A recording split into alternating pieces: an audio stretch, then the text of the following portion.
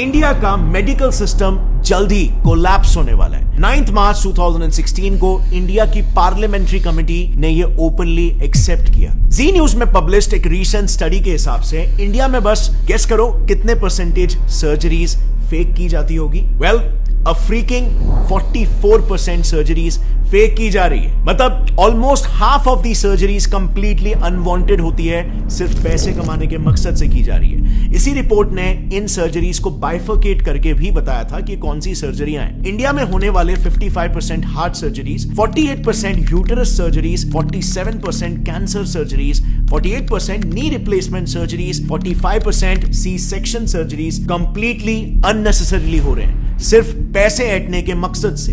Reason सिर्फ और सिर्फ एक, कॉर्पोरेटाइजेशन ऑफ हॉस्पिटल्स, यानी कि हॉस्पिटल्स को भी कॉर्पोरेट कंपनीज की तरह टारगेट और प्रॉफिट सेंट्रिक बना देना। एक काफी इंटरेस्टिंग रिसर्च पेपर है जिसमें रिसर्चर्स ने महाराष्ट्र के टॉप हॉस्पिटल्स के 43 specialist doctors, senior government x officials और कॉर्पोरेट हॉस्पिटल्स के मैनेजर्स को तक इंटरव्यू किया, ताकि वो इन हॉस्पिटल्स में जो कंपनीज की तरह ही टारगेट बेस्ड स्ट्रक्चर चल रहा है उसे पब्लिकली एक्सपोज कर पाए। And the results were shocking. So सबसे पहले तो सैलरीज की बात करते हैं। सो रिसर्च में पार्टिसिपेट किए रिस्पोंडेंट्स का यह कहना था कि हॉस्पिटल्स में काम कर रहे डॉक्टर्स की सैलरीज में बहुत ह्यूज डिफरेंस होता है। इतना ज्यादा कि न्यूबी डॉक्टर्स को 1 लाख पर मंथ की सैलरी मिलती है, लेकिन सीनियर डॉक्टर्स को 1 करोड़ पर मंथ तक भी ये सैलरी पहुंच जाती है। अब सवाल यहां पर यह आता है कि इतना बड़ा डिफरेंस क्यों? क्योंकि डिफरेंस इनके टारगेट्स में भी होता है। एक सीनियर ऑप्थेल्मोलॉजिस्ट का यह कहना है कि उन्हें एवरी मंथ 1000 पेशेंट्स को कैसे भी करके हाई एंड ट्रीटमेंट्स में कन्वर्ट करना पड़ता है। इसी पर एक और गायनेक रिस्पोंडेंट का कहना यह था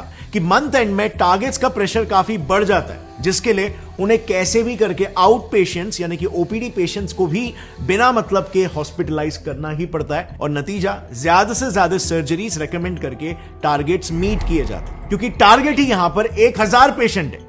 अब आप खुद ही सोचो, हर हॉस्पिटल में, हर डिपार्टमेंट, जैसे ऑप्थेल्मोलॉजी में ही ले लो, उसमें मिनिमम 5 से 6 डॉक्टर्स होते हैं और सबको सिमिलर टारगेट्स दिए जाते हैं। तो just imagine hospitals profit and our loss. And by the way, these targets are taken very seriously. उसी रिसर्च में कई सारे सीनियर डॉक्टर्स का यह कहना था कि अगर कोई डॉक्टर अपने टारगेट्स को लगातार 2 महीनों तक मिस करता है तो बिल्कुल कॉर्पोरेट्स जैसा ही उसको वर्बल वार्निंग मिल जाएगी या फिर एक मेमो दिया जाएगा, और उसके बाद भी अगर टारगेट्स मीट नहीं होते तो of course tata bye bye. So आप यहां पर देख सकते हो हॉस्पिटल इंडस्ट्री कैसे एक सर्विस इंडस्ट्री होनी चाहिए, जिसमें कस्टमर, पेशेंट टॉप प्रायोरिटी होना चाहिए, बट यहां पे प्रॉफिट टॉप प्रायोरिटी हो जा रहा है। और bye the way, in targets का ट्रैक भी हॉस्पिटल हायर्ड मैनेजमेंट प्रोफेशनल्स यानी कि एमबीएस, जो कि बड़े बड़े एमएनसीज में ऑपरेटिंग ऑफिसर्स, एग्जीक्यूटिव, सुपरवाइजर्स ऐसे काम करते हैं। ये लोग बकायदा डॉक्टर्स के इन टारगेट्स का ट्रैक रखते हैं। एंड ऑफ कोर्स यहां पर डॉक्टर्स भी उतने ही डेडिकेशन के साथ ये टारगेट्स को पूरा करते हैं, क्योंकि जैसे हमने देखा उनकी सैलरी बहुत ही हाई होती है, लेकिन